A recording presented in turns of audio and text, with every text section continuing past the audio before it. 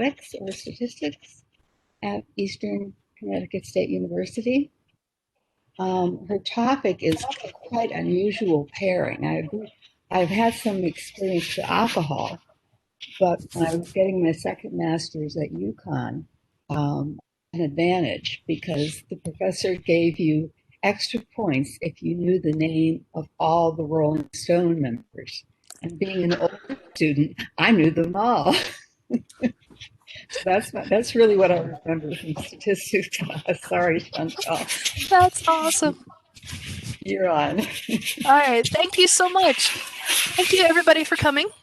I'm very excited to be here. I am an associate professor of statistics and data science primarily, and so this is what I do all the time, and I love it. So I'm gonna be very excited. And thank you all for coming. And here we go. All right, so what I'm going to be talking about today is really an exploration of data science. What is it? Why is it mentioned so often nowadays? And what kinds of things can you do with it? Illustrated through a couple of examples, one of which is classifying alcohol use. So the purpose of this journey through data science is to figure out what it is, first and foremost, have some different examples of what you can do with it, and then have a detailed example of two different kinds of data science projects. The first one is in a field called learning analytics, which is taking a data set about education and students' grades and getting actionable results from it, getting a story out of it that you can use to help the students. And the second one is going to be classifying alcohol use. Now, first off, what is data science? Data science is a relatively new field that is found at the intersection of mathematics and statistics with computer programming and business expertise, or any subject matter expertise that you have your data in. So what we do is we take the foundational algorithms that have been invented by very smart mathematicians and statisticians in the past, and new algorithms that are being invented now, and we run them through computer programs. Now, it's computer programming and the power of computers that has just exponentially increased that has really driven the data science field. We rely on computing power to crunch our numbers, to make our detailed graphics, and to give us the information that we use to create a story about data. So the computer power and the computer programming skills is a core part of data science. It actualizes the ideas and the concepts from math and statistics, and you have to have in your back pocket some kind of subject matter expertise. Data science is inherently interdisciplinary. You're collaborating with people. You're collaborating with geneticists or education specialists or healthcare specialists, and you need to have someone you can go to say, hey, does my result make sense? Right? Is this a helpful and useful finding for you? So that's, in very broad strokes, what data science is. Now, the kind of graphics that we're going to make and the kind of models that we're going to make, I'm going to talk about a few examples of those in detail later on. This is to just establish in very broad strokes what the field is. So on the left, we have generally the definition of the field itself. On the right here, we have an examination of the life cycle of a data science project. And it starts at the top with understanding the problem. This is something that is incredibly important to any project. Before you get the data, before you look at any kind of numbers or factoids about your project, understand what is being asked of you. And from there, you can excuse me. And from there, you can leverage your data science skills to answer the question at hand. So from understanding the problem to collecting the data to preparing the data, it's not very glamorous data preparation, but it is probably where data scientists spend most of their time. This is looking at the information that you've been given and understanding it. What kind of variables do I have? Do I have height and weight of medical patients? Do I have the GPAs and SAT scores of some potential students? What kind of data do I have? What pattern does it follow? And from there, we move into one of my favorite things, exploratory data analysis. This is where you start making pretty graphs with lots of colors. This is where you can start visualizing the patterns that are in your data. And once you have an idea of the patterns that are in your data, you can move on to modeling. Now, modeling is the step in data science that gets the most press. Right? The COVID infection rate models, for example, are an example of healthcare analytics and epidemiology when we're looking at the spread of disease. You can model how something passes through a population using a particular model. Weather models are another example. Whether or not it's going to rain today, tomorrow, or snow, or sun is based on a model. It's based on data, and the results are the weather forecast. Now, I can't go into too much detail right now about what models are used and when, because there are so many.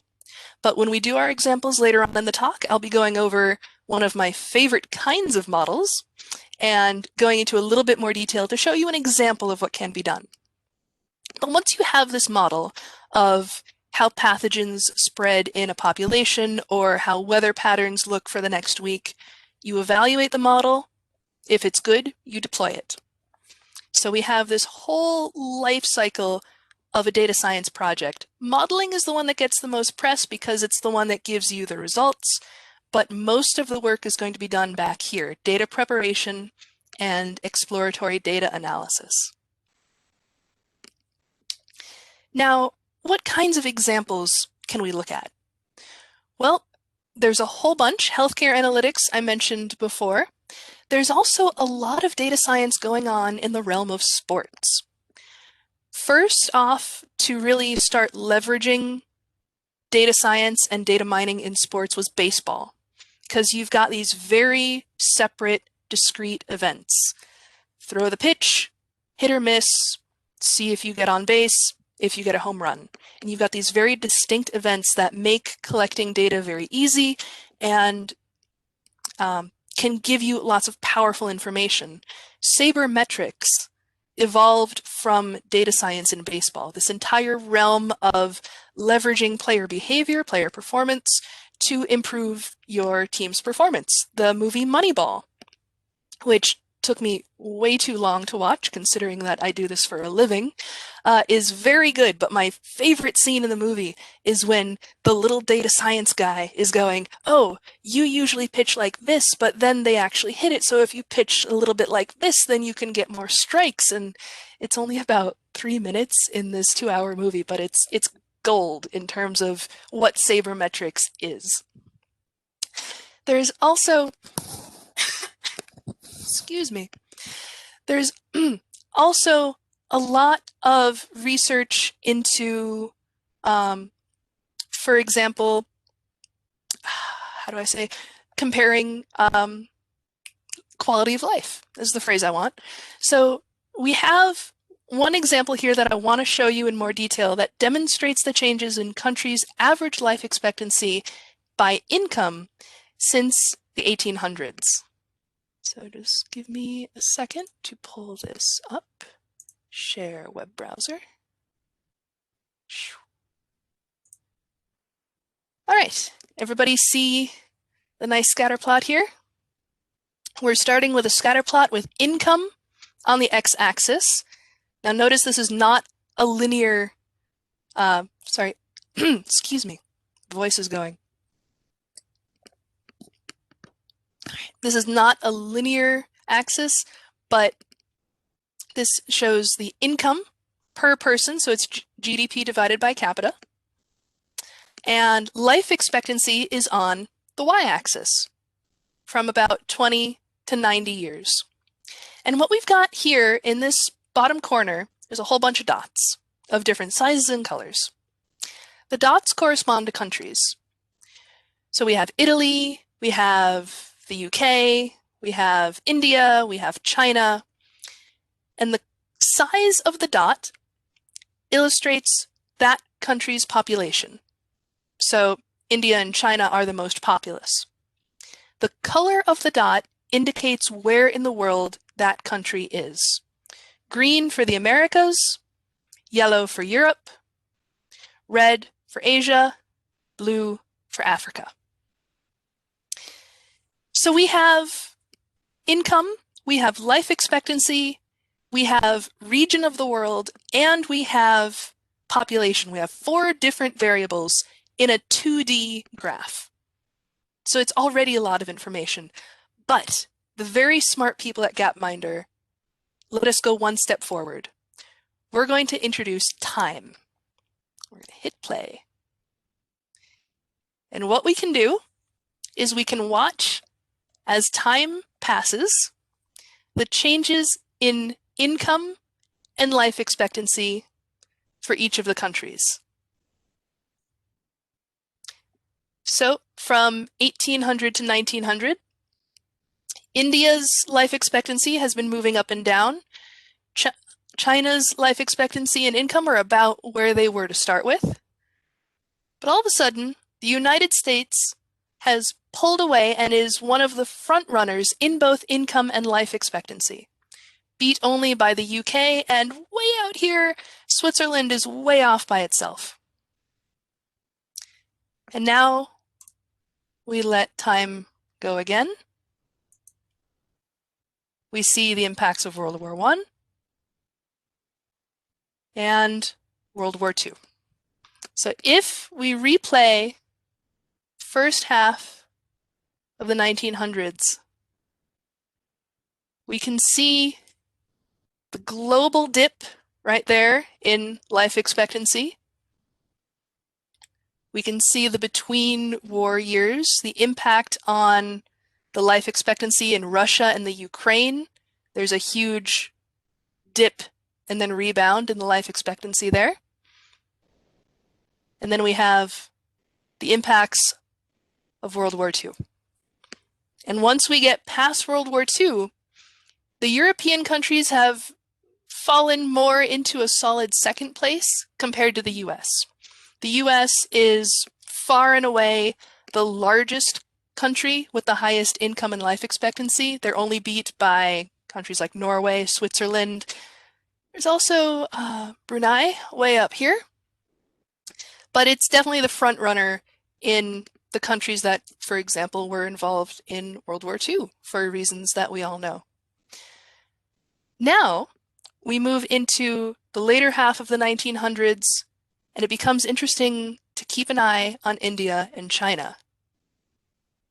Right? China has wild swings in both income and life expectancy. I'm just going to let this go to the end now. As we approach modern day, all of the life expectancies are going up and up and up. Income is getting better and better. We've got Japan here for income. United States, we have the UK, we've got Germany, Spain, all with high life expectancy, large income. Again, keep your eye on India and China, and they go screaming over to the right side in terms of income compared to where they were back even in the 1970s, back in the 1940s. They've had huge lifts in life expectancy and income. So why did I show you this example in particular? This is one of my favorite visualizations for data science, because not only do you have 5 variables in a 2D graph, you've got life expectancy, income, population, region, and time, But you can also use this kind of data visualization to talk about history, to talk about economics, to talk about quality of life, to talk about psychology. There's a lot of different conversations you can have that are motivated by seeing what happens in this particular graph over time. All right, so let's go back to the presentation. So that was, again, one example. Another example for data science is business. Business loves data science because it makes them money. Before I was a professor at Eastern, I was a professor of business analytics over at the State University of New Paltz in New Paltz, New York, the beautiful Hudson Valley right across the river from Poughkeepsie. And what businesses have, and what they've had for a long time, is data. So imagine, or think about how long you've had that Big Y card, or how long have you had your little keychain fob for Stop and Shop.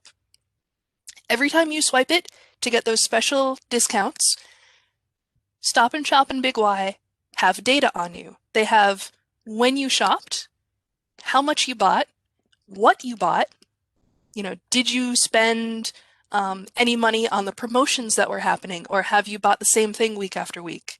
And they can leverage that data to influence how you shop when you enter the store. Grocery stores are a living example of applied data science because everything from the layout to the shelf heights is informed by customer behavior, which is backed by data science. And finally, learning analytics is another example. Learning analytics is one that I want to talk about in more detail because it's going to be our first in-depth example. Excuse me.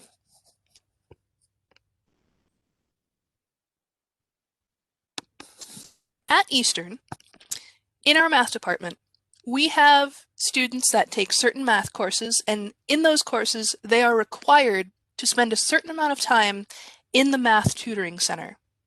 So as part of their class requirements, along with homework and exams, they have to be in the tutoring center, being tutored, working on their classwork for a certain amount of time, both before midterms and after midterms.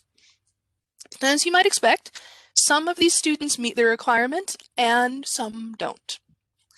And so what we, meaning another faculty member and I, wanted to see was the interplay, the relationship between how long students spent in the tutoring center and their resulting midterm and final grades. And we came out with some actionable results that included guidelines and advice for the students to follow to help them succeed. Now, I'm not going to talk about the whole project. I'm going to come up with just a couple things. The first one being this mess of spaghetti color here. What are we looking at? Believe it or not, this is a histogram. This is a stacked normalized histogram where all of the bars are the same height. And what we're looking at here on the x-axis are the amount of minutes that the students spend in the tutoring center, from no minutes at all up to 2,500 minutes, which is a whole bunch. Now they're required to spend 540 minutes in the tutoring center before midterms, hence this vertical black line here. This black line represents the amount of time that they are required to spend in the MAC.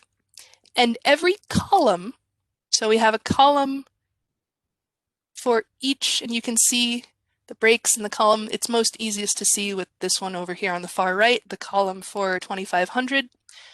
We have roughly one column per hour.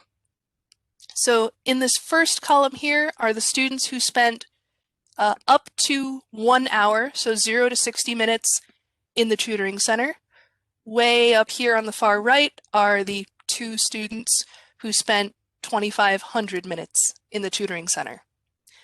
Okay, why is this so important? Why is it the one graph that I'm going to show you? Because of the colors. The colors, as shown on the legend over here, correspond to those students' midterm course grade.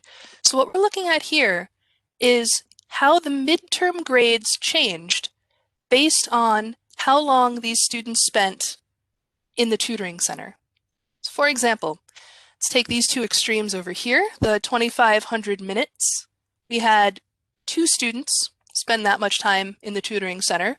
One of them, so part of this bar, is colored the same green as the A-. So half of this bar, half of the students in this bar earned an A- on the midterm. The other half of the bar is this very pale yellowish green. That corresponds to a B-. So in other words, the other half of the students that spent this much time in our tutoring center got a B- on the midterm. Now out here on the far right side, there are very few students. So that's why the colors are changing pretty wildly. What we really want to focus on is what's going on in like the left half of the graph where most of our students are. Most of our students spent between 0 to about 1,000 minutes in the tutoring center. And when we look over here, we see that as they move from 0 minutes to an hour to 2 hours, etc., all the way up to their required amount of time, the amount of reds and dark reds goes down, and the amount of greens and especially dark greens goes up. So more of this bar, for example, the bar right next to the black line here, more of these bars close to the black line, they're more green than the bars over here at 0 minutes. Meaning, of the students who met the tutoring time requirement, more of those students got A's than the students who never went to tutoring. Now that might make intuitive sense, but this is a data-driven example that our tutoring requirements work. So what we were really happy to see in this first investigation of the data is that requiring students to attend the tutoring center is having a measurable impact on their grades, and it's helping people get A's and B's where otherwise they might risk failing. But this is one graph, right? There's a lot to unpack here, but it's one graph. So what can we really get out of here? Well, we went a little bit deeper into the data, and we actually found that there are 3 distinct groups of students in our data set. There are those who do not go to tutoring at all, 0 minutes before midterm. They completely blew off that requirement. Then there are students who do go, but not enough to meet the requirement. So they go and then they stop before they meet the required time. And lastly, there are the students who meet or exceed the tutoring requirement. So we've got these 3 groups of students. And what we wanted to see was, do these students differ at all in their final grades? Well, these are the final grades for each of those 3 groups of students. What we're looking at here are 3 bar charts. The top bar chart are all the final grades from A to F for students who spent 0 time at the MAC. They never went to tutoring. And of those students, 4 of them got A's in the course, but the vast majority of them got C's, D's, or F. Then if you look at the grades for students who went to tutoring but did not meet the requirement, it's a much more even spread. Mostly B's and C's, but more A's and more F's. Or I should say more A's and fewer F's than the students who completely blew off tutoring. And then the students who met or exceeded the tutoring requirement, most of them got A's. Very, very few of them got F's. So we can find these 3 very distinct patterns in the final grades of these students just based on how much they went to tutoring. And this is exciting. This is very exciting because what we can do is we can develop 3 different models to predict final grades, 1 model for each of the 3 kinds of students. So we're going to dedicate some time and some algorithms into understanding only the people who completely ignored tutoring. Then we're going to dedicate a completely different model to the second group, completely different model to the third group. Based on those models, we are able to construct advice for the advisors and the instructors to give those students who are looking to improve their grades. Now, I've said model about 24 times, and I've never actually said what model we're using because, as I mentioned before, there are so many.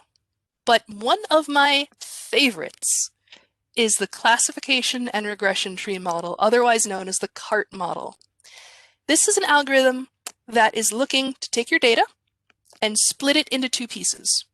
And it can take those two pieces and split them into two more, and it will continue to split until it finds what it considers the ideal result. And ideally, when it makes a split, each of those two pieces that result from the split would only have one kind of grade.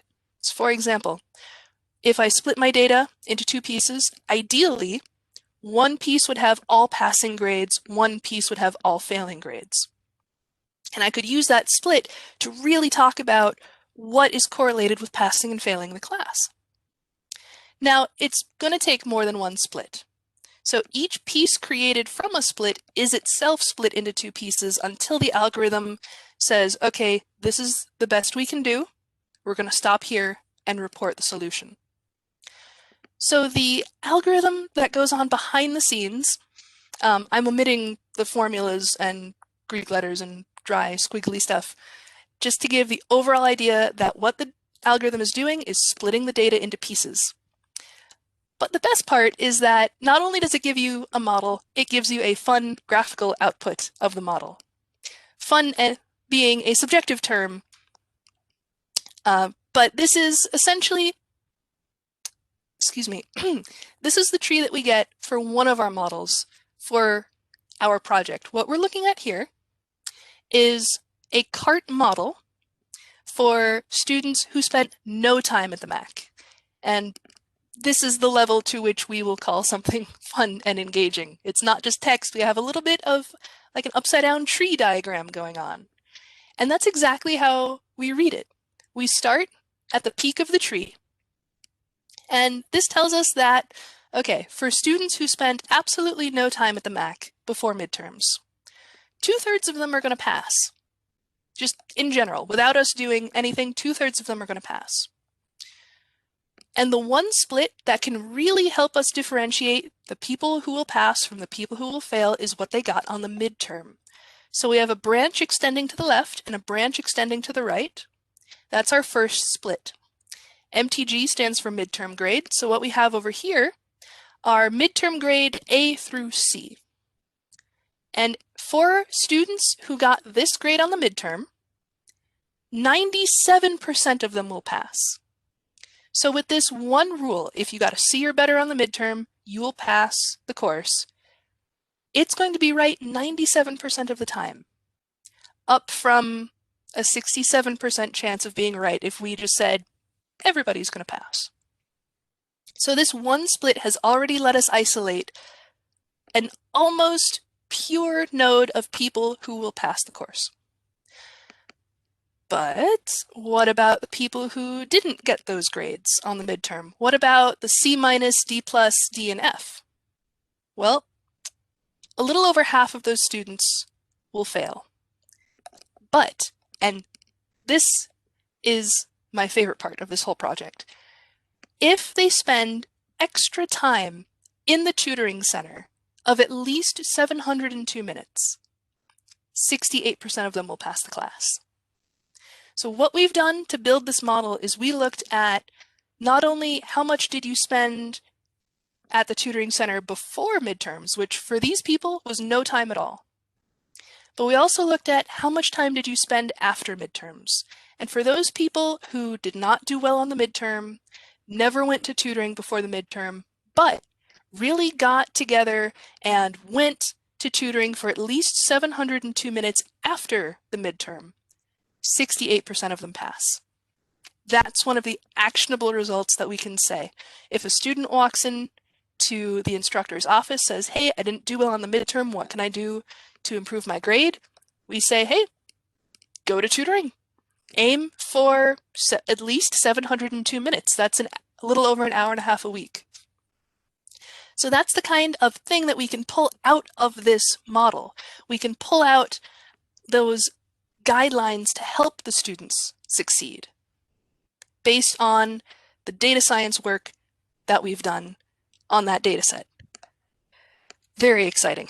Now, to the titular example, classifying alcohol use. This one is going to be a little bit more complex. We've got a ton of data for this example. We have a little over 1,000 people aged between 15 and 30, and we have a mind-blowing 150 columns worth of information. It's all self-reported. Their music and movie preferences, their hobbies and their interests, their fears, their personality, their demographics, and most importantly for us in this project, their self-reported drinking habits. And our goal is to identify the variables that'll help us classify drinking habits. What kinds of people do not drink at all? What kinds of people self-report that they drink a lot? Now, we're going to build a model to make this prediction, but before we do, we need a measure of how good is our model really. We need, in other words, a baseline performance for our model. So what do we use? Well, as with most things in data science, you let the data inform your choice. This is a table of the results of just the self-reported variable, how much do you drink? And by far, the most common response is that people are a social drinker. Whatever that means to them, they have self-reported as a social drinker. So our baseline is going to be everybody's a social drinker. And if we use that very simple model, everybody's a social drinker, we're going to be right in this data set about 66-67% of the time. That's the game, that's the one we need to beat. We need to make a new model that is more than 67% accurate. And here it is. This is a much more in-depth CART model, but it's structured the same way. We start at the top, and that first split that we make is the one that tells us the most about what is the most powerful split in the data that I can do that will try and isolate different pockets of drinking behavior. As you might expect, drinking and smoking behaviors are highly correlated. So over here, we have smoking, never smoked or tried. Over here, we have current smoker or former smoker. So the single most important split, the one that gets closest to pure subsets of the data, is whether or not the person smokes. All right, then what? Well, let's focus our attention on the left-hand side. For people who have never smoked or only tried smoking, the most important split is whether or not they are 17 years old. Given that the legal drinking age is 21, this is not super surprising. If someone has never smoked or tried smoking, and they are under 17, we end up in this node down here, where 11 people out of the 16 who meet this requirement have never have never had alcohol. Over here on the right-hand side are everyone who is either a current smoker or a former smoker. And for these people, the most important split, how we can break up our data to really isolate the different kinds of drinking behavior, is not their age, but how hard it is for them to get up in the morning. Now, whether or not this is a stand-in for hangovers is, we don't have data on that. But what we have is how hard they have self-reported that it is to get up in the morning. And the big selling point for CART models, other than the fact that it gives this pretty little web of splits, which is really nice to look at, again, subjective, is that we can harvest decision rules, such as if a person has never smoked or only tried smoking and they are less than 17, then we are going to classify them as having never used alcohol, and we are right 11 out of 16 times in this particular data set. And we can harvest a decision rule for every one of these terminal decision nodes here. Now, I'm not going to walk you through every one. I'll just call out one or two interesting ones. If a person is a current or former smoker, so if we're on this right-hand side of the graph, they do not find it difficult to get up in the morning, and they are indifferent to giving at Christmas, then they are classified as a social drinker. And this particular decision rule is right about 81% of the time. Now, taking all of the decision rules from that model all together, how good is the overall model? Our model is correct 77% of the time. Over here in the rows of this table are the actual data values. These are the people who reported never drinking. These are the social drinkers. These are the people who drink a lot. And the columns are our predictions. So out of the people who never drink, we correctly predicted that they never drink, 16 of them. For the people who are social drinkers, we found 429 of them. For the people who drink a lot, we found 77 of those. Now, is that any good? Well, it just so happens that a model that correctly classifies data 77% of the time is an improvement over our baseline by 16.5%. We've improved the performance compared to the baseline model, so our model it's good, it's worth something. Whether it could be better is an outstanding question. So in summary, because I've been talking a whole bunch, data science is a powerful tool for understanding the world, and it has wide-ranging applications, and it makes pretty graphs, which I like. Now, as an aside, and as an example of yet another application, my husband, who is not an academic, he's an engineer for Electric Boat, and I have a paper under submission that uses data science to discuss player behavior and resource management at the professional level of a particular video game. So that is another kind of more fun example that we can have for data science. Thank you so much for your attention, and I welcome any questions that you have. If you have a question, go ahead and unmute yourself by pressing the space bar, and Chantal is ready. Hi, Chantal. I'm Dave Lenahan. Very interesting presentation. Thank you. You got to really love data, but I found it fascinating. Oh, thank you so much. The question I have on the format that you, not the format, but the study that you used with respect to the grades and time in the center, there were two fascinating outliers. One who spent 0 time and got an A, and one who spent a ton of time and got an F. Can you explain that? Short answer, kind of. I can propose a way to try and explain that. What we didn't look at, because we didn't have the data at the time, was essentially current student academic performance.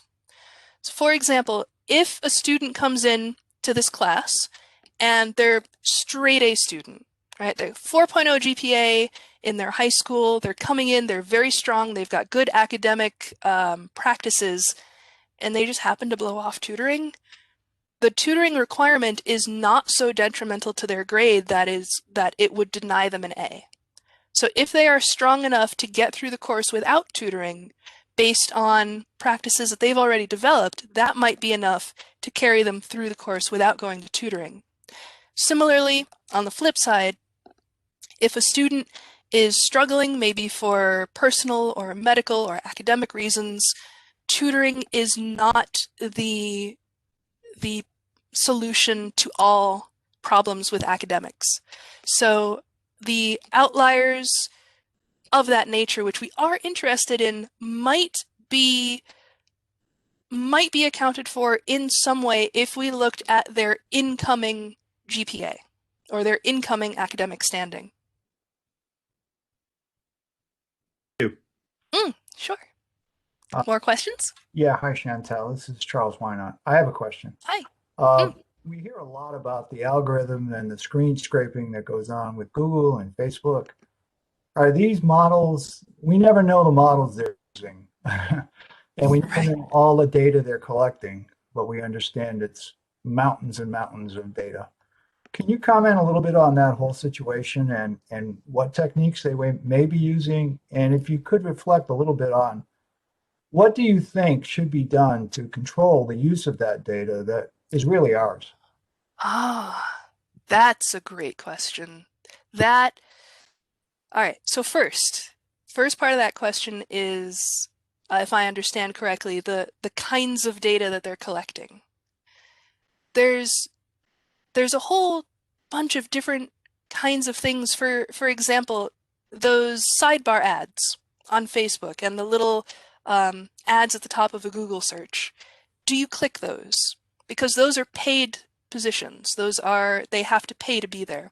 So they're recording whether or not you click on a particular advert. And Facebook in particular is known to track your browsing history.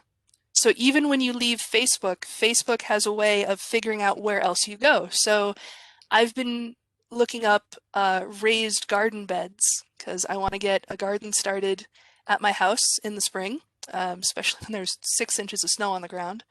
So if I go to Facebook and look around on Facebook, even if I did nothing on Facebook itself that involved gardening, the adverts that I start to see will probably involve gardening. My husband Stefan said when he started looking for an engagement ring, all of the adverts, all of the sidebar adverts that he was suddenly, oh, go to this website or that website, and all the engagement ring and jewelry adverts because he was looking at particular websites to research engagement rings. So they're tracking browser history and they're tracking where you click. There was a study done by Facebook that caused a bit of ruckus several years ago because they essentially experimented on Facebook users without their consent. So what they did is they developed two different versions of the Facebook landing page. And without asking people if they wanted to opt into the study, they randomly assigned certain users to use one kind of landing page and certain users to use the other kind, and then they measured the differences in activity. How long were they scrolling through their activity feed? Did they communicate with people more?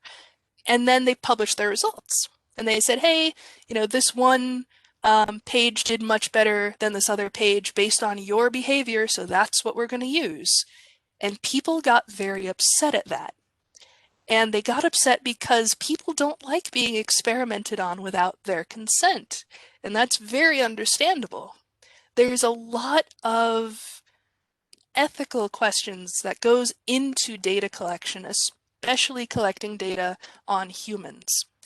As an academic, if I wanted to collect data on people, I would have to go through what's called the IRB, which is essentially a committee that says, are you going to treat these people well? Are they going to be fully informed?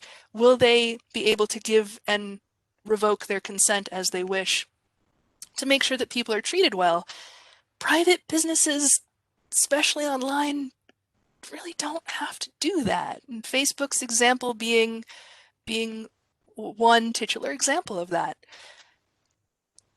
And the question of what should we do about it is, I would love to sit in on that talk because that's a lot. There's a lot to talk about there.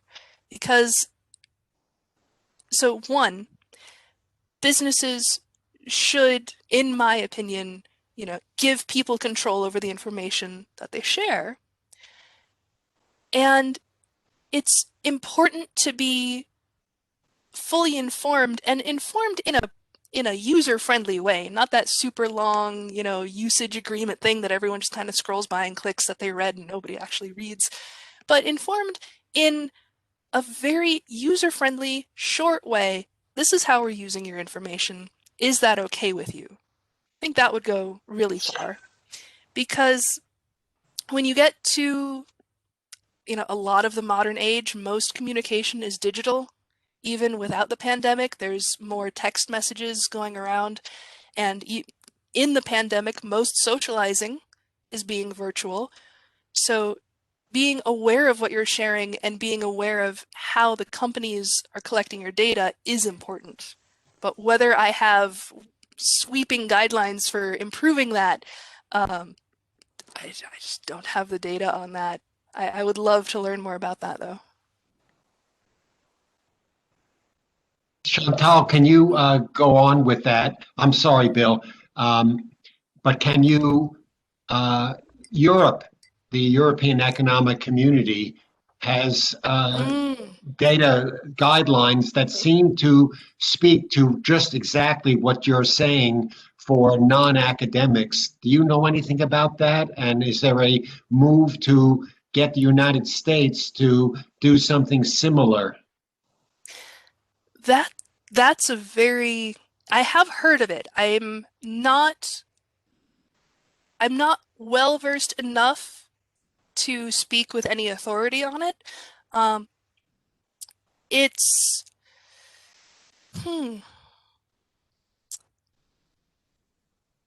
it's absolutely worth investigating. Whether or not it would be, whether or not it would succeed if proposed in the United States, whether or not it should be proposed in the United States, what the fine print is, needs more attention. So I can't speak with any authority on those details, unfortunately.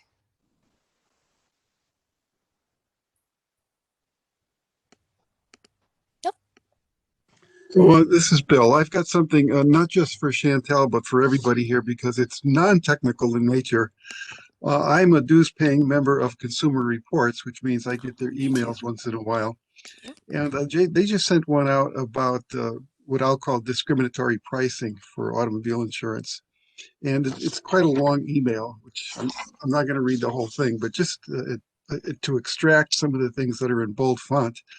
A couple of insurance companies that like to portray themselves as down home and friendly, such as Flo from Progressive and the Gecko from Geico, are promising big savings on auto insurance. But what Consumer Reports has found is that in some states, Progressive and Geico actually quote higher premiums to consumers who have less education and lower paying job titles. Specifically, Consumer Reports has investigated 9 major insurance companies in 6 states and Washington and found that Progressive and Geico are the only 2 that use education and job title when quoting rates. For consumers with less education, Geico quotes $115 more per year on average, and Progressive $101 more on average. This underscores the unfairness of using socioeconomic factors to set consumers' auto insurance rates and could result in Black and Latino drivers paying more. And now that gets into the racial side of things too. And plus, it doesn't say it in here, but it also later on refers back to the fact that the insurance companies use your credit rating as a way to determine your rate. So I'm retired now, but I spent part of my life in an insurance company where the actuaries collect as much data as they possibly can and slice and dice it as much as they possibly can to set their rates. And now what Consumer Reports is saying is, wait a minute, we don't want to be unfair to the Black and Latino drivers because they don't have high job titles and high paying jobs. So I've got a petition, please sign the petition. So now I'm being asked to sign a petition to go to Geico and Progressive to ask them to not consider these 2 things in their rate making. So this has nothing to do with legislation. This has everything to do with how actuaries and insurance companies price their products. And so this is not just for Chantal, but is this the right thing to do? Is this a fair thing to do? Should insurance companies be allowed to discriminate based on the data, or is it inherently unfair because you should be basing your rating on driving history?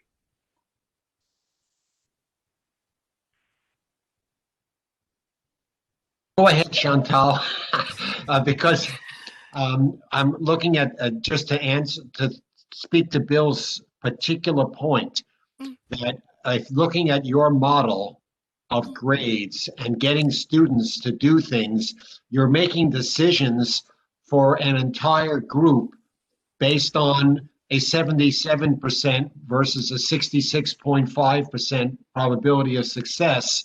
So the data says that, okay, we're going to tell you that you should be doing something, but really it may not be true. That because you're putting someone an individual into a group, and you're making decisions about individuals, which is exactly what if I hear Bill correctly, that it may be that for insurance, they have sliced and diced the data and found that people with poor credit ratings are more likely to have an accident. Not that they will as an individual, but as a group. So how do you stop doing something like that when on the surface it's discriminatory, but based on data, it is not? I really like that this has come up, because this is another example of ethics, but in a very different way than how Facebook collects and uses your data. This is how people use the data, because data science and analytics as a whole can be viewed as a tool. It is a tool. It's a chainsaw, for example. Now, how you use that tool needs to be guided by ethical standards. And there are movements, and there are companies, and there are what's the word I want?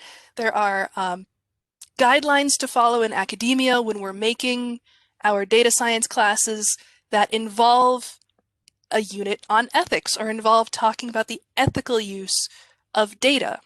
Because if you have a chainsaw, you can use it, as my neighbor helped us out this summer when a huge tree fell across our driveway. He was our only way to clear out that tree and connect us with the outside world again, and which was especially important because we had also lost power in that storm. So our neighbor and his chainsaw absolutely saved us. But in any slasher movie, if the bad guy picks up the chainsaw, that's not a good thing, right? And you want to run away from that. So that's what is one of the ongoing struggles in data science, is to make sure that what you're doing is ethical and non-discriminatory, and do your best to make sure that other people are using it in the same way. We want people to help neighbors get out of their driveway and not become members of a slasher movie.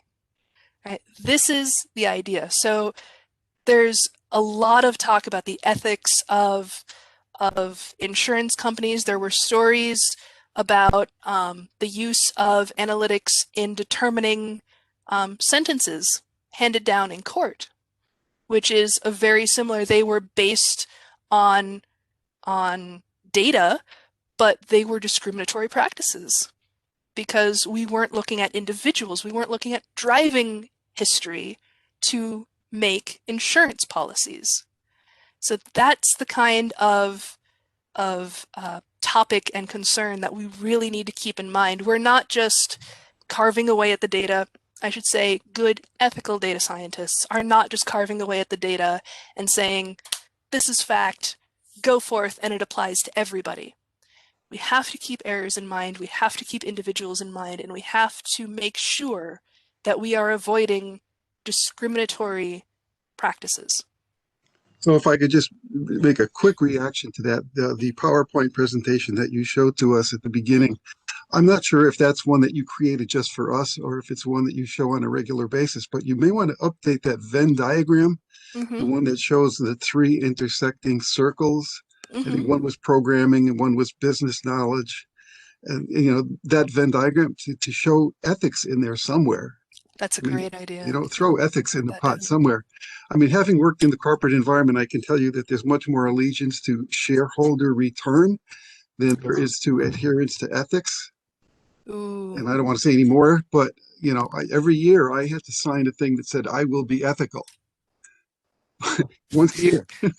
But 365 days a year, I was reminded that we need to return value to our shareholders. Oh my gosh. I don't know if you guys remember the movie It's a Mad, Mad, Mad, Mad World.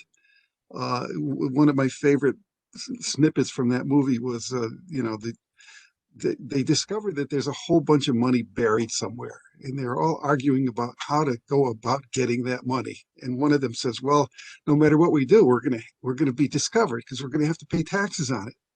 And then the other one says, "No, we don't have to pay taxes on it if we just keep it quiet."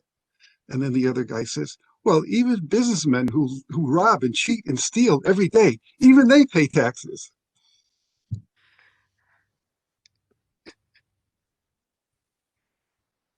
I have a question on how you divided the data for the students in the who took those minutes.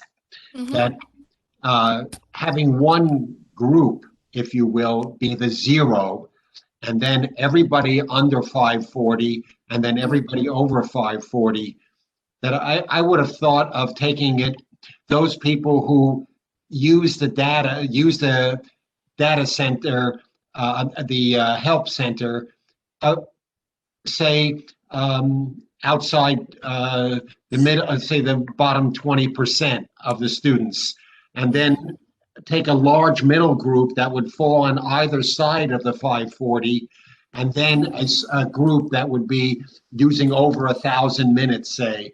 And I would have compared those. I wonder why you chose 0, Mhm. and then the way you divided it up instead of using some other method. Is that a data thing, or is that just off the top of your head?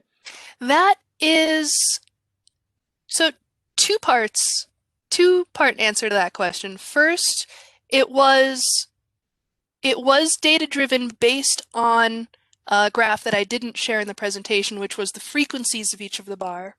So what we had a spike of people who never went to tutoring, and then we had far fewer who went for, say, 5 minutes, and then it grew again, and then it petered out again. So I wanted to capture that spike of 0 minutes. But the longer answer is that we could absolutely change the binning of those categories. In fact, one of my assignments for my explorations in data science course is I give them a continuous variable like minutes, and I say, okay, based on the graphs that you make, create your own categories. So my categories for this particular project were 0, and then 1 to 540, and then above 540. But if another data scientist or if another student or person was analyzing it, they could create different categories, and it might impact the model. Yeah, and this is another example why we need to make sure that we're speaking with qualifiers. Nothing that we find here is causal. Nothing that I do in my work says A causes B. That's not my field at all. I'm looking for patterns and generalizations that might be helpful, but there are always ways that you can tweak your process to get a slightly or vastly different model. And we need to keep that in mind. A little bit of humility, if you will. Well, if I could react, nothing that you do is causal, but the things that you do are used to make predictions and give advice. So if you're Right. giving a student advice, you're causing them to veer off in a different direction. You are causing something. So we're not looking to find a causal pattern. What we do with that information, if we encourage students to go to tutoring, they may or they may not. But what we're doing is we're seeing how the patterns, what we report, isn't causal, but our actions, if they influence the student to go to tutoring, I wouldn't say that it would cause them to go to tutoring in the same way that the course requirement didn't cause them to go to tutoring. People are random. But there is an impact of what we do. I agree. And we need to be aware of that when we report our findings. Suppose in computer science, you now have a lot of stuff with learning algorithms. And suppose you took one of these learning AI machines and you fed it lots of different models it would have and never told it how to use them. And then had that with the tens of thousands of examples. Because what I heard you say is that you're looking for patterns. And that's exactly what these AI does. So I'm wondering if your field has been impacted at all, or if there's any research in how learning algorithms in AI might be used almost independent, not to put you and your father out of a job, of the humans. Oh man, I've come across that question a lot. And it's really amazing. The field and the stuff that they can do in the field is really amazing. If you look at AlphaGo, AlphaGo is an algorithm that just by being told the basic rules of the game Go and playing against itself, it wound up beating world champions. And so there is this impression of, we're the singularity is coming and humans are on their way out. But the thing about these AI is that they need the human touch behind them. So if we're trying, for example, to find the patterns between time and tutoring and midterm grades, how you handle that data, how you break up the data into segments and do 3 different models for the 3 different segments, how you interpret the results that you get, it all needs humans behind the wheel because humans have the insight and the creativity and the artistry to expand on what the computers are doing. And they're doing some phenomenally scary work. But humans will always be in demand for these kinds of jobs. I've got another question. Yeah. And a lot of the stuff that you do depends on the existence of data, which means Oh, yes. time has to go by before you can collect enough information. Mhm. Now, recently, we had a presidential election. The way we did that election was heavily influenced by the fact that we have a pandemic going on. So instead of having people go to the voting booth on the day of and casting their vote in person, other things were opened up, such as early voting or mail-in voting. And it would be very interesting if we had enough data to accurately say what sort of an effect mail-in voting has or early voting has. Because as you know, the election was a big brouhaha, big kerfuffle Oh, yes. over Yep. that. And so is that, to your knowledge, is that being studied? Do we have the data dispassionately to study it, or is it so fuzzy that we can't even look at it, or so contested that we can't even look at it? That is, I keep saying this is a really interesting question because I'm really enjoying this discussion. But that is one of the examples that I forgot to mention when I talked about applications of data science, which is political science. Back when I was doing my undergrad, I didn't encounter a lot of talk of political data science, and now it's all over the place. There's a website, 538.com, run by the very intelligent Nate Silver, who go into great detail about forecasting the election results, etc. And I'm sure, I haven't seen any myself, but I am as confident as a statistician could be that there is research being done on the impacts of mail-in voting. For example, voter turnout and voter turnout across demographics. A lot of people work on election day. A lot of people do not have the time or the resources to stand in line and cast their vote. So what impact did mail-in voting and early voting have for those people who may not get to vote as often as someone who can just leave work at 5 o'clock and go stand in the polling lines. I am very excited to see that result, but I am not aware of published research off the top of my head in that field. Yeah, I mean, the reason I didn't even mention gerrymandering is because, I mean, Yep. gerrymandering goes back, what, 100 years? Mm. So before the advent of computers. So gerrymandering was data, Yeah. big data at work before computers even came along. So it definitely has a political application going back Absolutely. 100 years at least. Absolutely. One of the last questions I asked Chantal when I knew her in her previous life, when she says that as certain as a statistician can be, I recall asking her about Stefan, her husband to be, and she said she was 100% certain.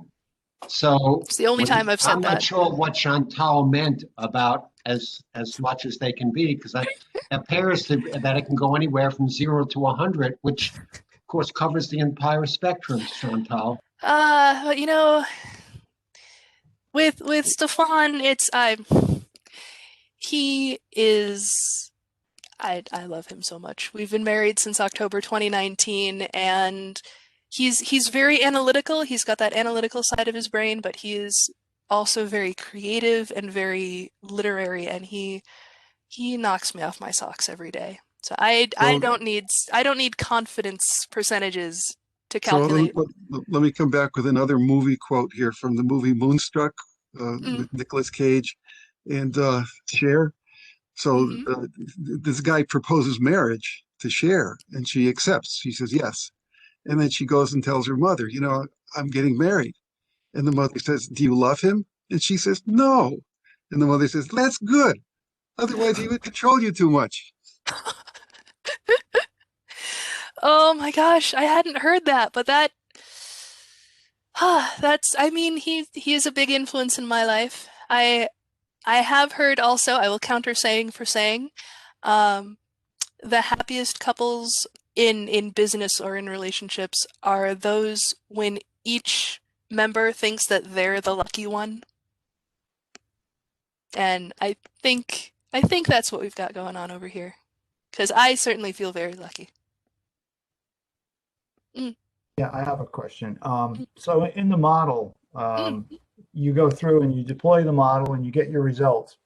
And I would assume at that point, the results are then reiterated again and again and again in order to keep refining the model. When do you when do you decide that you've kind of beat the horse to death? And does it take 2 iterations or 5, or do you add new variables? Because again, that could change your model as you go forward. Exactly. Data science, and even when a model is deployed, I mean, some companies may use it as a one-off. Say, we're going to make a model to say who we should send this coupon mailer to, and then throw it out and never use it again. Eastern has some models that were developed by our current department head, Dr. Marcia Davis, to help students be, I don't want to say too much because I'm not familiar with her details of the model, but what I am aware of is that they deploy her model year after year, and one year they changed the variables that they collected about the students, and they changed one of the variables that went into the model, and so she had to revisit the construction of the model because the data that they were collecting had changed. And so there is that sense of constantly having to keep up with the new data, with any new algorithms that you might want to try. And the cool thing and the challenging thing about deploying a model and having it be a success is that is your new baseline. You've just moved the bar up for yourself. So now anything that you want to do has to improve on that. So you're constantly raising the bar for yourself. Okay, well, thank you. Are there any other questions before we Bill? I have another question for you. Mm. If I were, let's say, a high school student, Mm. and I wanted to graduate and go to college and get a degree in this area, but I just wanted a bachelor's degree. I did, at least at this point, not thinking of master's degree or a doctorate. I just Mhm. wanted to get a bachelor's degree.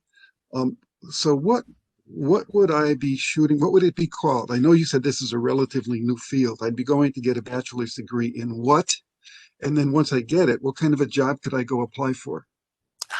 So you want to look for an undergraduate in data science or data analytics. Those two terms are the ones that are most commonly used now. Data mining used to be used a lot. That has been kind of updated by data science and data analytics. And so there are some programs that will have bachelor's in data science. Our bachelor's is an interdisciplinary data science program because we work together with business and computer science. If you're looking for specifically the business route, business analytics is its own thing. They don't necessarily put the data prefix there. I know UConn has a bachelor's of, or at least a master's in business analytics, which is, of course, tied to succeeding with data in specifically the business field. But if you have a data science or a data analytics undergrad, you can go work for insurance companies, pharmaceuticals, as we talked about. You can work for nonprofit organizations to see how they use their resources and how they can make bigger impacts. You can work for, my gosh, you can work for ecology.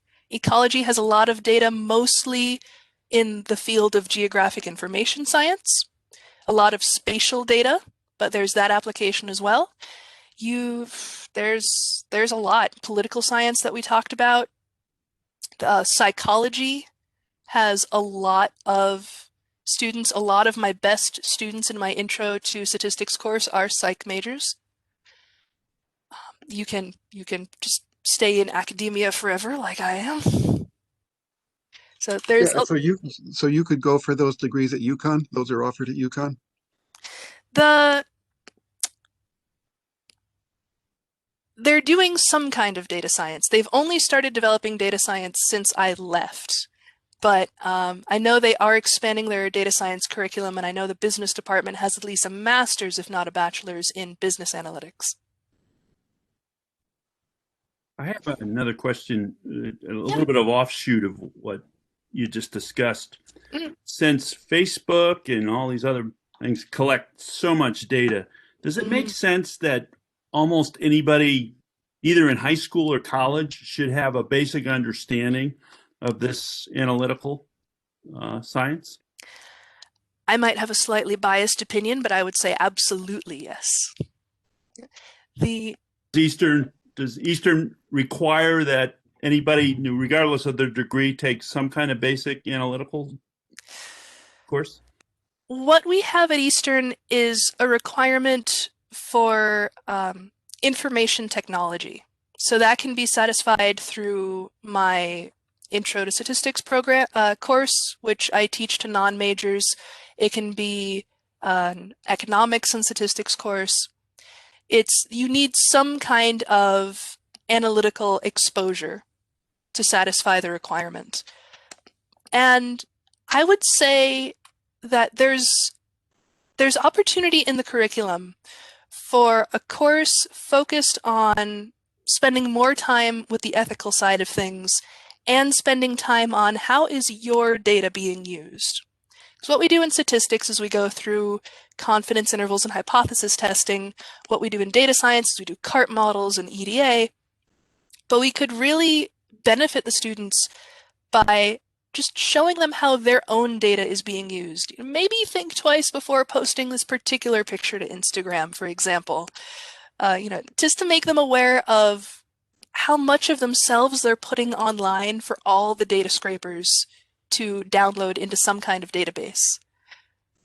I take a similar, in a similar spirit, with my Intro to Statistics course because I try to illustrate to them how people can misuse the concepts. So, for example, a confidence interval is an estimate in the form of an interval of numbers. Typically, you're used to an estimate as a single number.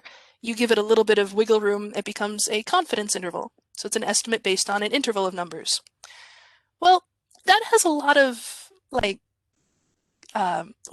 to it. If you say, oh, I have a 95% confidence interval that blah, blah, blah, blah, blah, you sound very intelligent. But what I like to show my students is, okay, your interval is here. You want the interval to extend over here. And you can do that. You can manipulate the algorithm to make the confidence interval be ridiculously large, but it will include what you want to say. So you can say, oh, there's evidence that the estimate is equal to this because we've absolutely hacked the algorithm. Because it's essentially, you have to know what the magician does in order to see through what he's doing. To best understand what's happening to your own data, you need to see how it's used. To best understand how you can be misled, you need to understand how that can be done. Thank you, Chantal. That was wonderful. Thank you. It really, it was to think that I recruited you. I had no idea you're actually better than a basketball player. At this, I'm awful at Yeah. basketball. Well. So if I ever get to see you in person, you will get this CLIR mug.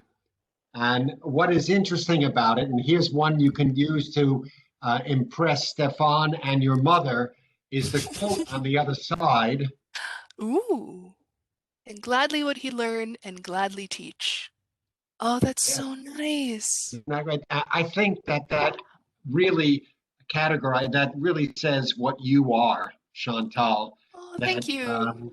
Glad would she learn and gladly teach.